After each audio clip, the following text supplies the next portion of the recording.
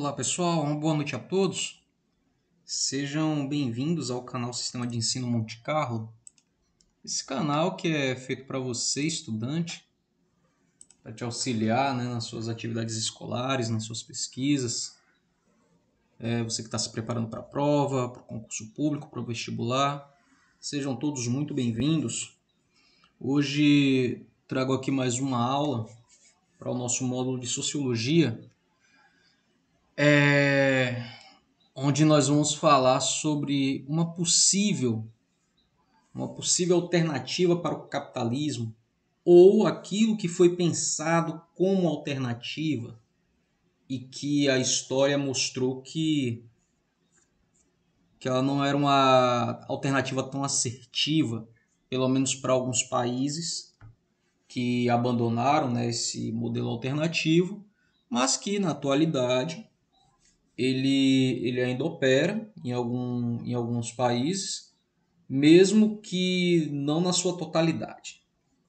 Então vamos lá, qual seria essa alternativa, como se diz? Então, desde o século XIX, quase todos os dias aparece nos jornais, nas revistas, até mesmo entre os políticos, os formadores de opinião, e por todo lado, a mídia em si, ela trabalha muito isso. Então, frases e pensamentos ou ideias sobre o socialismo, ideias e pensamentos sobre o comunismo e etc. Podemos citar como exemplo a declaração feita por um jogador de futebol, que foi o sérvio Petrovic. Esse jogador ele participou do time do Flamengo, que foi campeão brasileiro em 2009. Ele foi perguntado sobre como tinha sido a sua infância e a sua juventude na antiga Iugoslávia. E o mesmo respondeu que quando nasceu, ele não tinha dificuldade nenhuma, porque ele vivia em um país maravilhoso. Nas palavras dele, era um regime socialista, todo mundo vivia bem, todos tinham salário, todos tinham emprego. E os problemas eles surgiram depois de 1980. Então, pegando a resposta do jogador, do Petrovic, a história nos mostrou que depois de 1980, uma série de acontecimentos pôs fim à experiência socialista da Rússia, que foi a antiga União Soviética, e dos países do leste europeu e dos Balcãs, como foi o caso da Iugoslávia. Sobre a percepção que muitos têm a respeito do socialismo, uma pesquisa sobre jovens, publicada pela Fundação Perseu Abramo em 2005, essa pesquisa apurou que 52% de jovens entre 15 e 24 anos de idade, eles acreditam que o socialismo continua sendo uma alternativa, sim, para resolver os problemas sociais. Mas vamos lá, vamos por parte. O que de fato é o socialismo? Vamos tentar entender. Vamos sempre ter como base a história. Em humanas, a história ela é fundamental.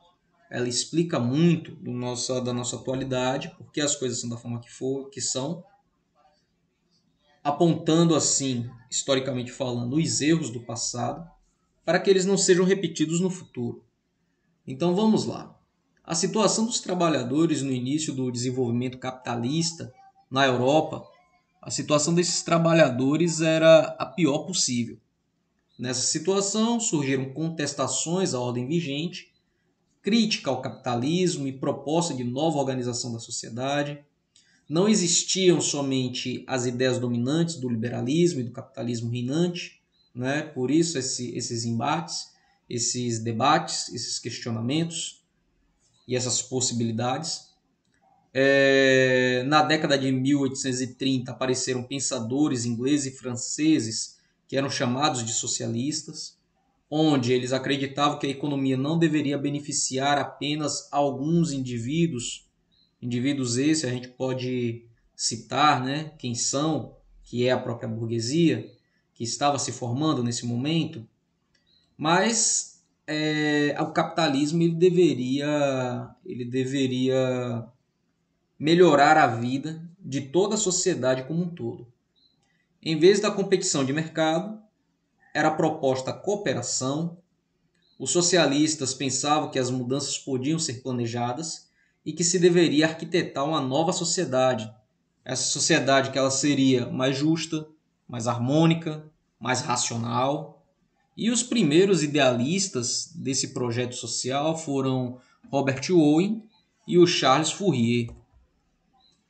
Porém, os socialistas que mais influenciaram, né, as gerações de futuros críticos do capitalismo foram os alemães, que esses alemães foram o Karl Marx e o Friedrich Engels.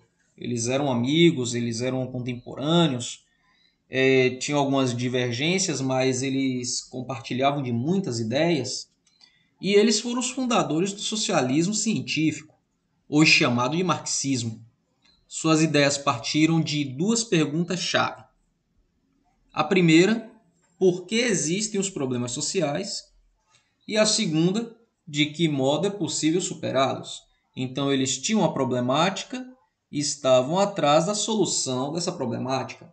Ao contrário dos outros pensadores da sua época, eles acreditavam que os filósofos se limitaram a interpretar o mundo de diferentes maneiras, mas o que importa é transformá-lo.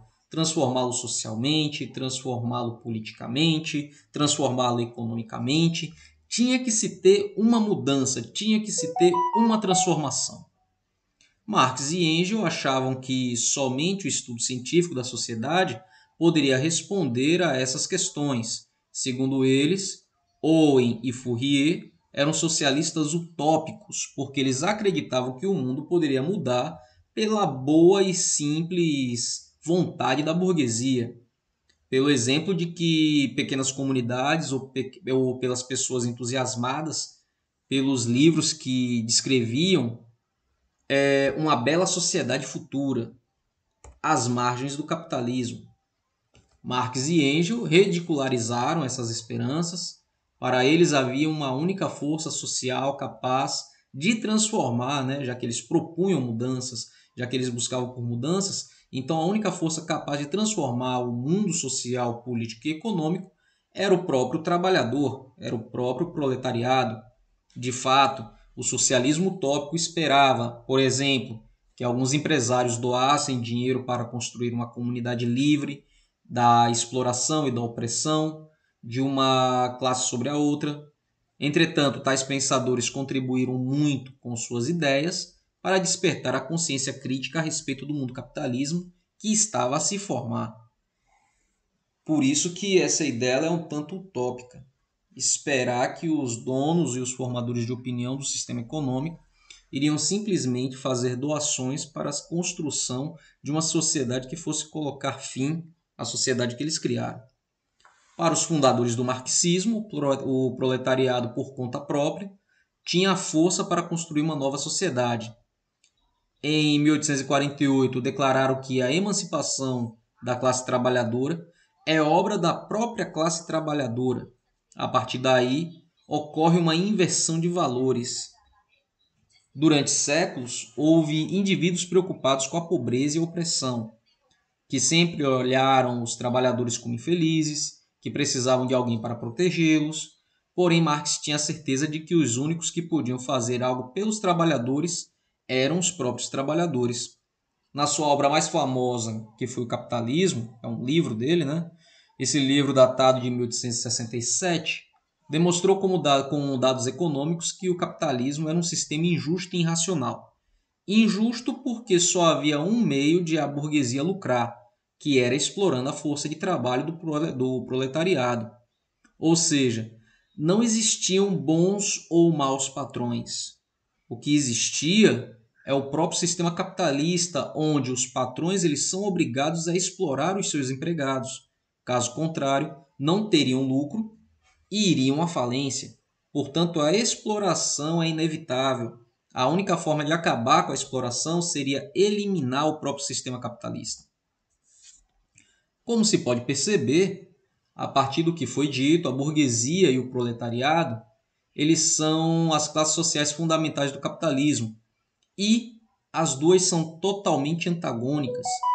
Isso significa dizer que a burguesia, que é numericamente uma minoria, somente pode existir em função da existência e da submissão da maioria, que é o proletariado. É como se o proletariado ele concordasse com esse sistema de forma involuntária. No capitalismo, os meios de produção estão nas mãos da burguesia, logo, para não morrerem de fome, né? Os trabalhadores eles precisam se submeter a ela, recebem um salário e, em troca, sua capacidade de trabalhar fica à disposição de um patrão que procura explorá-la ao máximo. Desse modo, o valor do trabalho realizado pelo operário acaba sendo maior do que o salário que recebe, mas tudo que o proletariado produz, além do valor do seu salário, fica com o patrão. Essa é a origem do lucro. E Marx chama essa diferença de mais-valia, o princípio da mais-valia. Para Marx, o capitalismo também era irracional devido à concorrência generalizada entre as empresas, resultando em crises econômicas violentas. Então, no momento em que a crise capitalista estivesse acontecendo, a briga pela concorrência ela tivesse acontecendo entre um capitalista e outro capitalista querendo dominar o espaço e se subjugar, né? Então seria esse o momento que o proletariado deveria se estar organizado para assumir o poder político e construir essa tal nova sociedade. Para Marx, o capitalismo era injusto e irracional porque estava baseado no princípio da propriedade privada e na detenção do poder dos meios de produção. Para solucionar esse problema, Marx afirmava que o capitalismo ele precisava ser destruído a fim de que os trabalhadores se tornassem donos de todos os meios de produção, ou seja, o proletariado deveria expropriar a burguesia e fundar uma sociedade socialista. Nessa sociedade, terras, bancos, minas, fábricas, os meios de transporte, tudo isso pertenceria a todos aqueles que produzissem e trabalhassem. Tudo seria de todos e os frutos do trabalho coletivo distribuído de acordo com a produção de cada um. E dessa forma, ninguém exploraria ninguém. O único detalhe nesse sistema, que na sua teoria ele é perfeito, é a questão do próprio ser humano. Todo sistema político, econômico e social que o ser humano quiser criar, que o ser humano fundamentar, ele vai levar consigo uma carga chamada corrupção. Tá? Então, tudo isso que parece ser utópico, que parece ser aceito, que parece ser de, de tudo de bom, né? Mas o próprio ser humano, na sua essência, ele coloca tudo a perder. Marx e Engels eles concluem, portanto, que a história de todas as sociedades existentes é a história das lutas de classe. E essa frase ela se tornou uma frase clássica do Manifesto do Partido Comunista. Esse manifesto ele foi redigido pelos dois, né, o Marx e o Engels, em 1848. E este antagonismo entre as classes sociais encontra sua maior radicalidade exatamente no capitalismo, sistema em que o proletariado não teria nada a perder, como afirma o manifesto, a não ser as suas correntes.